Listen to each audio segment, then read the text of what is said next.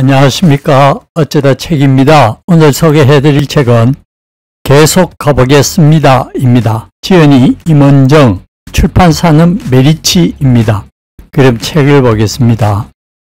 많은 분이 아시다시피 저는 면직될 뻔하다가 검사징계위원회 외부위원의 반대로 다행히 정직 4개월로 징계 수위가 낮아졌습니다. 서울중앙지검 부임 1년 만에 지방으로 방출되어 떠돌고 검사 적격 심사를 통해 영구 퇴출될 뻔했습니다. 지난 몇 년 동안 간부들에게 사직을 종용받았고 검사 게시판 글 게시 등을 이유로 징계 재해부 경고를 받기도 했습니다.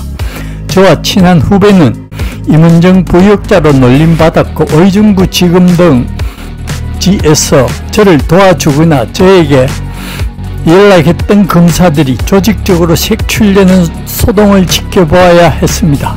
견디다 못해 국가배상소송과 직권남용 고발을 결심하고 비망록을 작성하고 보이스펜을 구입하기까지 했지요. 저와 제 가족에게 참혹한 시간이었고 우리 검찰에게도 참담한 시간이었습니다. 징계 취소 소송을 제기하여 수년간 서류 공방전을 벌이며 검사와 검찰에 대한 수뇌부의 황당한 인식과 억지를 엿보았습니다. 법무부는 검사가 무죄를 구형할 수 있는지 근본적인 의문을 제기하며 이에 대한 확립된 해석이 없다고 주장했습니다. 이는 형사소송법 교재 사법연수원과 법무연수원 검사교육 실무교재와 전혀 다른 주장입니다.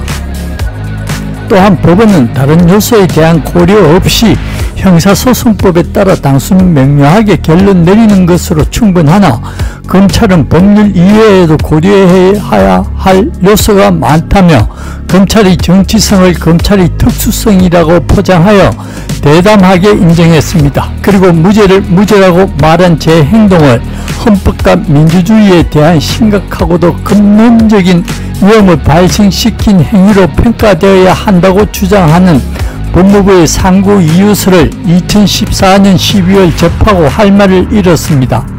법무원 연수교재 등 각종 교과서 논문 등을 찾아 증거서류로 정리하며 한편으로 황당하고 한편으로 슬펐습니다. 검사가 무엇인지를 두고 법무부와 다투어야 하는 현실은 저에게도 그렇지만 우리 검찰에게도 대한민국에게도 너무나 불행한 비극이니까요. 지루한 소송 끝에 기어이 징계 취소가 확정되었습니다. 당연한 것을 5년의 징계 취소 소송을 통해 어렵게 확인받고 보니 족쇄가 풀린 듯 홀가분하면서도 허탈하기까지 합니다. 제가 징계조사 때 제출했던 진술서를 통해 밝혔던 법적 의견을 법원이 그대로 받아들인 것인데 대검과 법무부가 관련 법령, 대검 지시 공문조차 모르고 저를 중징계한 것이라면 너무도 황당한 일이고 알면서도 그렇게 한 것이라면 더욱 황당한 일이니까요. 김대중 전 대통령은 행동하지 않는 양심은 악의 편이다. 하다못해 담벼락을 쳐다보고 욕이라도 할 수 있다고 했습니다. 정의를 바로 세워야 할 검사가 혼잣말로 욕만 하고 있을 수는 없지요. 2016년 2월 적격심사의 파고를 넘을 때까지 낮은 포복으로 기어가되 검사 게시판으로 저항을 이어가기로 결심하고 도시락 폭탄 던지듯 글을 썼습니다. 상황은 날로 악화되었습니다. 박근혜 정부 시절은 문화계를 블랙리스트, 법관 블랙리스트가 행행하던 시절인데 검찰은 더했습니다. 검찰 블랙리스트, 수사관 블랙리스트는 검찰 구성원에게 공공연한 비밀이었습니다. 검찰은 조직과 결을 달리하는 목소리를 내면 어떻게 되는지를 박병규 검사에 대한 부적격 판정과 퇴출, 저에 대한 공개적인 혹은 엄밀한 조리돌림, 인사불이익 등으로 일불백계를 명확히 하니 더욱 움츠러드는 것은 인지상정입니다.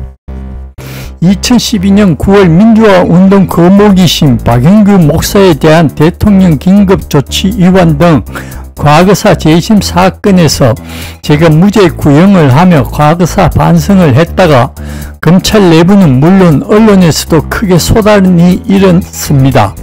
최초의 무죄 구형으로 보도되었는데 과거사 반성은 최초일지 몰라도 재심 사건 무죄 구형은 그전에도 있었으니 최초가 아닙니다.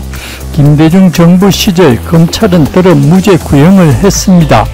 정권 보수화에 발맞추어 검찰은 황당한 옛날 구형을 반복하거나 소위 백지 구형을 한 후 무죄 판결이 나면 무죄가 웬 말이냐며 기계적인 항소와 상고로 무죄 확정을 최대한 지연시키는 악의적인 행태를 강화했습니다.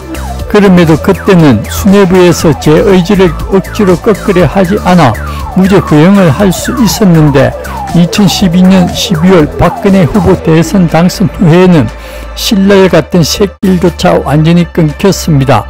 부득이 법정 공판검사 출입문을 걸어 잠그고 무죄 구형을 강행할 수밖에 없었습니다. 무죄를 무죄라고 말하는 것은 검사의 의무니까요. 중징계를 받았지만 5년에 걸친 소송 끝에 제가 옳았다는 판결을 결국 받아냈습니다. 올해 초 제주 4.3 사건 수용인들에 대한 재심 사건에서 검찰이 공소기각 구형을 한 후 공소기각 판결에 항소하지 않아 1심 판결이 신속하게 확정되었다는 뉴스를 접했습니다. 관련된 분들의 환한 웃음을 신문 너머로 보고 있으려니 얼마나 기쁘던지요. 2017년 10월 제 징계 취소 소송이 법무부 상고기각으로 확정될 때까지 법무부는 현재의 검사가 과거 법원의 유죄 판단을 잘못이라고 할 수 있는지 검사가 무죄 구형을 할 수 있는지에 대한 근원적인 의문을 제기하며 제가 헌법과 민주주의에 대한 심각한 위험을 발생시켰다고 비난했습니다. 저를 그렇게 비난한 검사들이 그대로 있는 검찰의 변화가 상전백회와 같습니다. 놀랍기도 쓸쓸하기도 합니다. 더 늦지 않았음에 감사하고 불의했던 시절 제가 불의에 가담하지 않았음에 안도합니다. 제주 북촌 너분숭이에는 4.3 사건으로 학살당한 마을 주민을 위한 비석이 세워져 있습니다. 뒷면에는 hen기영 작가의 시 새로운 빛으로 베사라 나소스가 새겨 있지요. 용서하지만 잊지 않기 위하여 열구 불망의 돌을 세운다는 그 시 구절 앞에 붙박이장처럼 한참 서 있던 적이 있었습니다. 네, 오늘은 임은정 검사의 계속 가보겠습니다를 보았습니다. 도움이 되셨다면 구독과 좋아요 부탁드립니다. 감사합니다.